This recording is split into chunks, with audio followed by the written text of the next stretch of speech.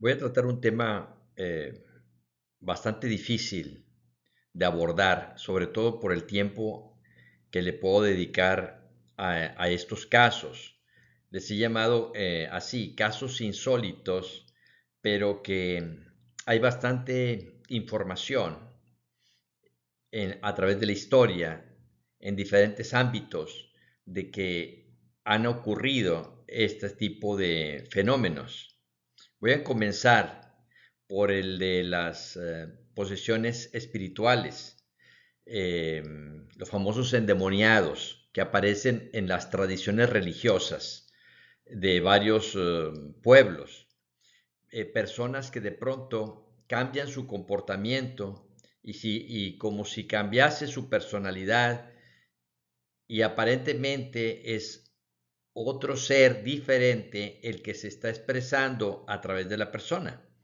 Eso se ha estudiado muchísimo, pero hasta, digamos, el siglo XVIII, XVII, que ya comienza el pensamiento científico y el avance de la medicina y posteriormente el descubrimiento de la psiquiatría y los problemas de tipo mental, pues todo tipo de trastorno de esta índole extraña se consideraba como un caso de posesión o como un caso de endemoniados.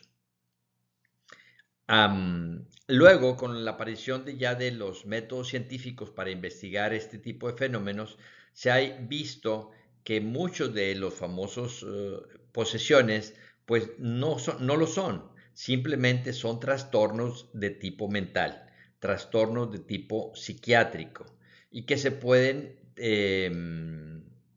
trabajar o mejorar a esos individuos con medicamentos y con tratamientos especiales. Entonces aquí tendríamos como una especie de confusión entre los casos que están realmente fuera del ámbito médico, de un fenómeno de tipo médico, de un trastorno mental, una psicosis, y el caso de una posible posesión espiritual. Son dos casos totalmente diferentes. De hecho, en algunas iglesias o grupos religiosos donde hay personas que se especializan en hacer este tipo como de exorcismos para eliminar o sacar a esa entidad obsesora de la personalidad a la que está afectando, se sabe que también ellos primero hacen una evaluación médica para ver si no hay un trastorno mental. Hace muchos años me encontré en la televisión un investigador que hablaba sobre esta temática. Estaba relacionado con una iglesia cristiana, pero al mismo tiempo estaba conectado con la cuestión médica. Y él comentaba esto que yo estoy diciendo, que no todos los casos que parecen como posesiones lo son, que quizá es lo mínimo. O sea, la mayoría de los casos son distorsiones de la mente de la persona porque tiene un problema de tipo psicológico, psicótico, o sea, ya está fuera de la realidad y su propia mente subconsciente o inconsciente se expresa como si fuese otra entidad, pero no lo es. Simplemente es parte de su eh, alucinación que está viviendo esa persona. Probablemente por influencias que esa persona tenía cuando estaba sana, digámoslo así, ¿no? Sí, y en base a una especie de autosugestión muy fuerte que no controla la persona conscientemente, se producen este tipo de fenómenos. Entonces, este investigador decía que ellos habían podido crear una supuesta posesión en un individuo que no estaba poseído, ¿verdad? Por medio de hipnosis y que por medio de ciertas sugestiones le habían hecho sentir a la persona que realmente quien estaba hablando o expresándose a través de su cuerpo no era la misma persona, sino era otra entidad. pero eso se logró a través de sugestión.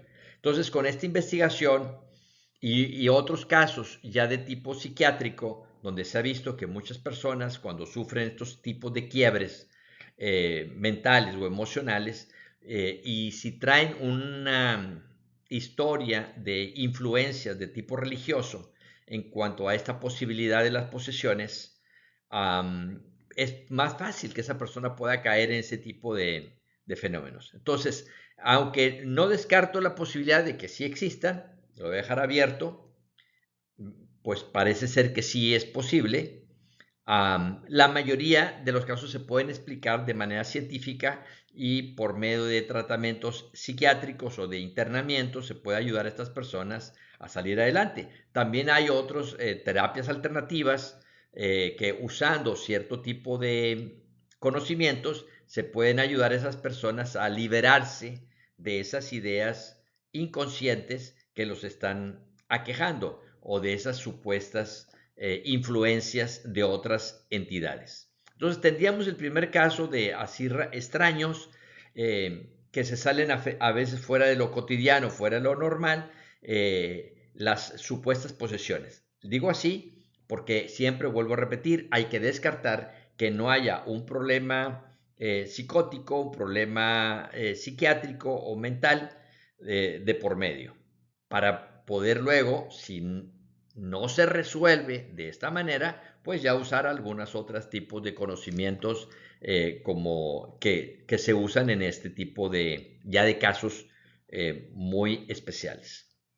Pero tenemos otros fenómenos que se parecen y que en la antigüedad probablemente se confundían. Por ejemplo, se comenzaron a estudiar algunas situaciones de personas que tenían como una doble personalidad sin saberlo la persona. Es decir, la persona de pronto se duerme y luego se despierta y se despierta sintiéndose que es como otra persona, con otro nombre y todo, con el mismo cuerpo, pero con otra personalidad.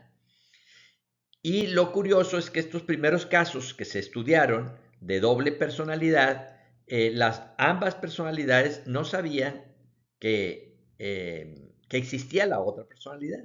Desde luego que una de ellas se supone que es la central, la real, pues es la que está, la que viene desde la niñez con toda su historia, y la otra es como lo que se dice, ¿verdad? Es que esta personalidad sufre eh, algunos, sobre todo en la niñez, algún quiebre muy fuerte que lo lleva a esta psicosis donde su personalidad se disocia en dos, en dos tipos de reacciones al exterior, como si fueran dos personalidades diferentes.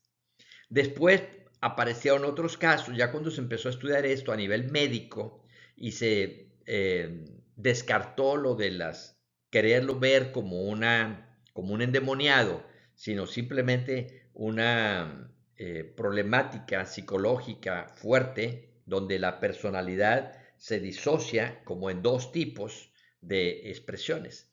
Pero luego hubo casos de ya tres, cuatro y lo que se llaman personalidades múltiples. O sea que un mismo individuo puede tener varias personalidades. De hecho, en algunas películas se han visto este tipo de situaciones. Desde luego que ya en las películas pues se le agrega muchas cosas para que hacerlo más emocionante la película, la trama.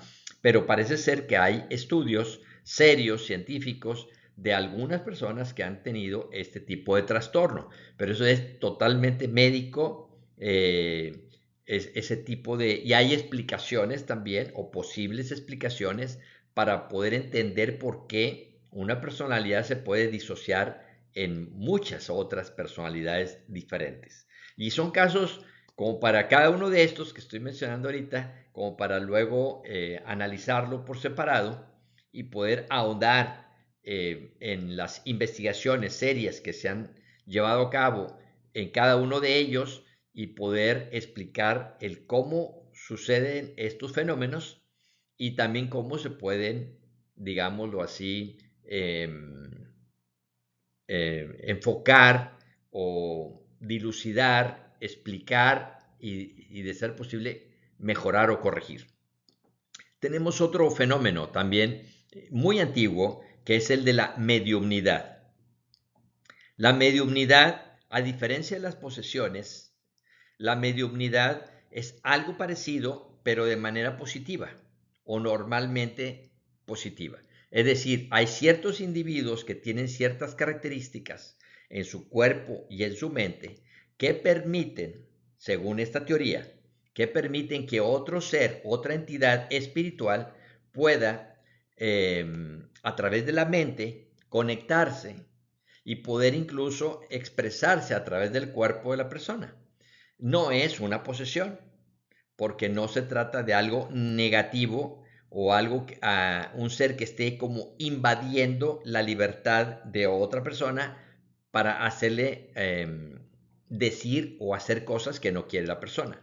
En la mediumnidad se supone que hay como una especie de trato, quizá a nivel espiritual, entre el medium y la entidad que quiere expresarse a través de ese medium para dar un mensaje. Probablemente cuando surgió esto en el siglo XIX y se estudió de manera científica en Europa, en América y en Europa, varias de las cosas que se llegaron a descubrir de la mediumnidad es que siempre había como una finalidad positiva. Es decir, un ser espiritual se quiere expresar a través de ese medium que tiene ese talento, esa capacidad natural, para dar un mensaje quizás a sus familiares, porque es una persona que murió y quiere dar un mensaje a sus familiares. Uno, para verificar que nosotros no somos el cuerpo físico, sino somos seres espirituales y que en un momento dado puede ese ser espiritual, con permiso de lo alto, venir y en colaboración con el medium, poder expresar y dar algún mensaje o alguna enseñanza.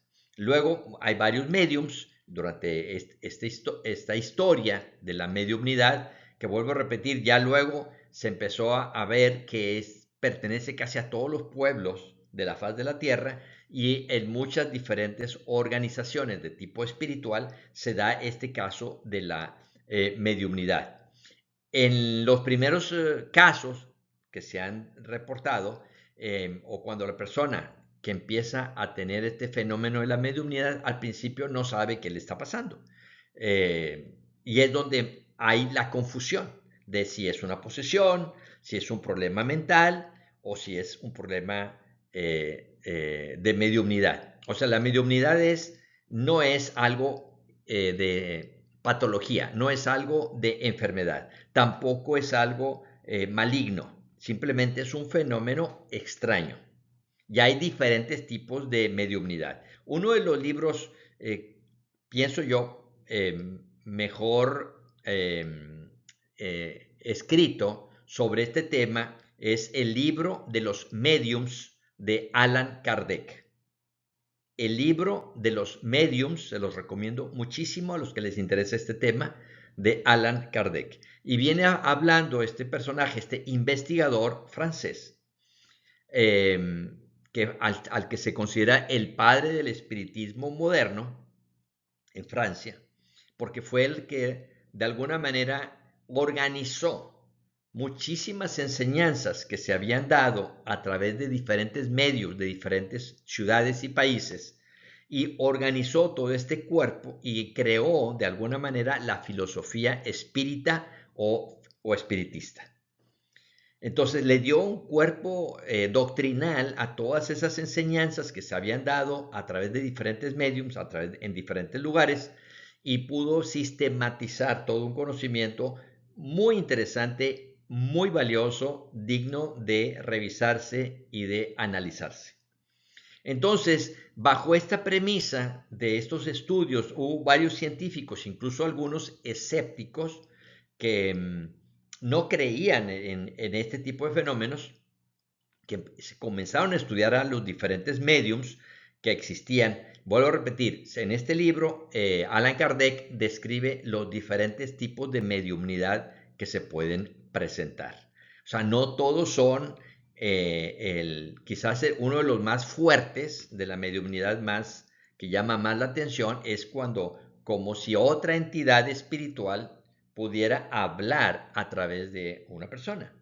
Y hay casos muy interesantes donde ciertos espíritus supuestamente más avanzados, guías espirituales, se presentan a través de ciertos mediums para dar enseñanzas muy elevadas o revelaciones o incluso curaciones o manifestaciones como materialización de objetos, teletransportación de objetos, y eso es otro fenómeno también bastante interesante.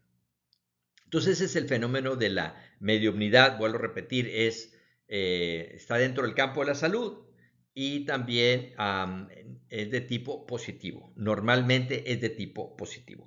Puede ser que algún medium, cuando comienza apenas sus procesos, dicen por ahí los mismos grupos de esta índole, que puede ser que su vibración o su energía, sus miedos, no lo dejen sintonizarse a una frecuencia más alta para poder tener esta comunicación con alguna entidad elevada, digámoslo así, considerados ángeles o santos o maestros espirituales, y puede ser que se contacte o se conecte con alguna entidad, digamos, un ser desencarnado, un espíritu desencarnado, no muy avanzado, y que por lo mismo pueda provocarle cierta eh, desarmonía o afectación. Pero en general se puede decir que el fenómeno de la mediumnidad, vuelvo a repetir, no es patológico, es simplemente un fenómeno extraño, no es muy común, no encontramos un medium en cualquier parte, pero sí ha habido en la historia algunos estudiados que han dejado material de enseñanzas extraordinarias en muchos países y en muchas diferentes épocas. Tenemos otro fenómeno también que a veces ha sucedido por ahí y se ha detectado y se ha estudiado, que es también diferente a todos los anteriores. Es el caso de una persona, sobre todo se da en niños, o se ha dado en niños, no he leído que haya pasado en adultos o se haya registrado en algún adulto, pero sí he visto casos con niños, donde de pronto el niño desconoce a sus papás, desconoce el lugar donde está y comienza a hablar diciendo que él es otra persona, como si fuera otra persona, y que vive en otra parte y que tiene familia. Y entonces esos casos que también se pueden confundir con un trastorno mental o una posesión o un fenómeno de mediumnidad, resulta que no es ninguno de ellos, es otro fenómeno. Por eso son casos insólitos, es algo distinto.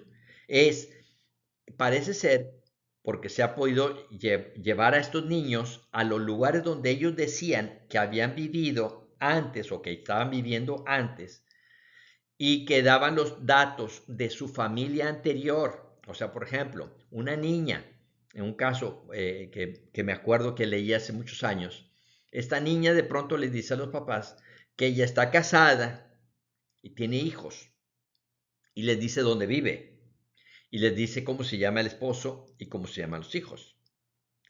La llevan después de pasarla por los filtros médicos y por los religiosos y para descartar cualquier anomalía, pues dicen, pues vamos a verificar si lo que dice la niña es verdad o no, ¿verdad? Entonces resulta que van al lugar donde dijo la niña que había vivido y resulta que existía esa familia, esa casa, ese señor con los hijos, y resulta que la esposa del señor había muerto. O sea, murió antes, un poquito antes de nacer esta niña. Entonces ahí es un caso de como si la persona recordara su vida anterior, pero actualizada. Es decir, como si la personalidad actual con su memoria de pronto se viera desplazada por la memoria de la vida anterior, pero de la misma persona, de la misma alma. No es una posesión, no es mediumnidad.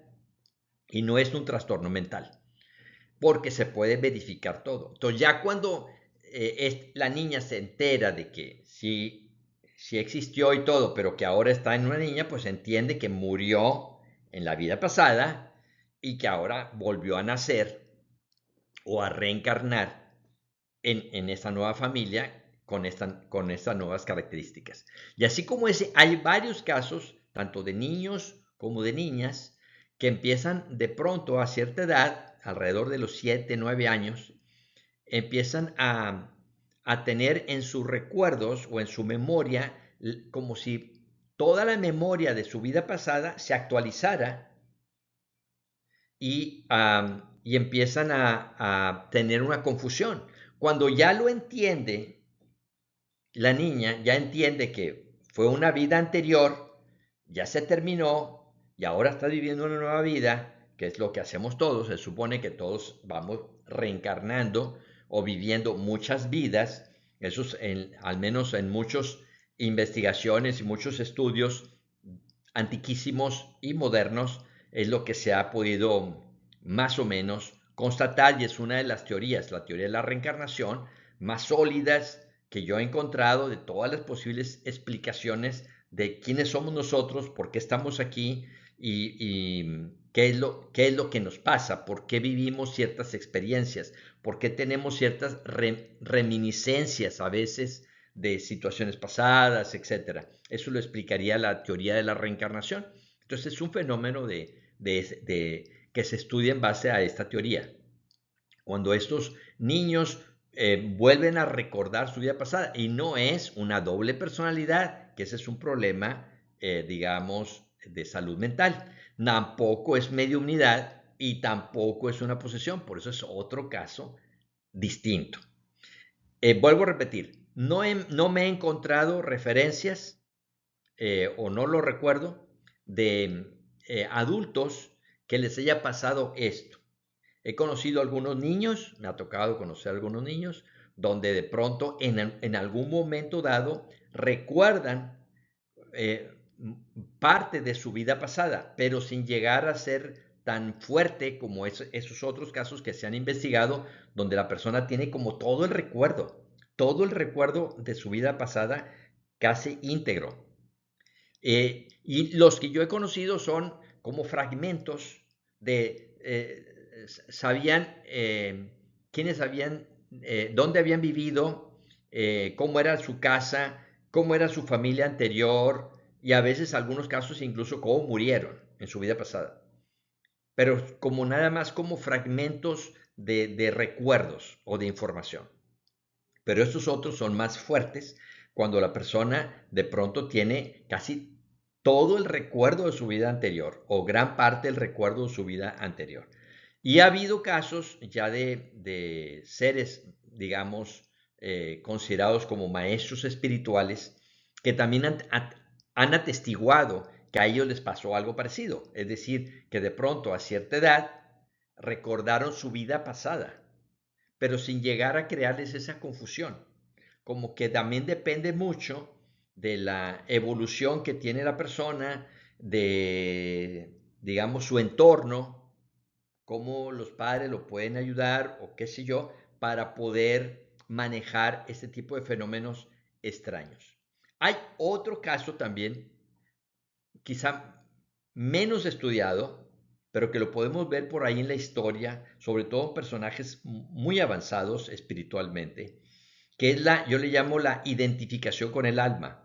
Es decir, se supone que todos nosotros, como personalidades, además tenemos un ser espiritual, o sea, un alma, como se llama en la religión. En psicología se conoce como el yo transpersonal. Ya se descubrió, ya se aceptó científicamente, al menos en esta corriente psicológica que se llama psicología transpersonal.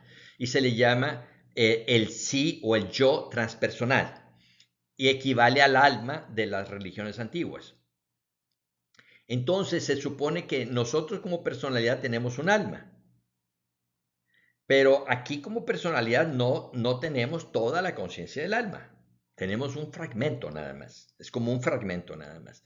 Pero hay seres muy avanzados, muy evolucionados, que comienzan a conectarse más con la conciencia de su alma, es decir, la conciencia de su yo transpersonal se puede conectar con la conciencia de su personalidad y poder expresarse más plenamente, como se puede ver en la historia de Siddhartha Gautama el Buda o en la historia del Maestro Jesús el Cristo, que de pronto como que tienen, o en algunos profetas o en algunos santos, que de repente tienen un cambio de conciencia tan extraordinario que comienzan a comportarse de una forma más especial, más extraordinaria, incluso a veces con dones espirituales como para comprobar que realmente es algo excepcional, es algo extraordinario.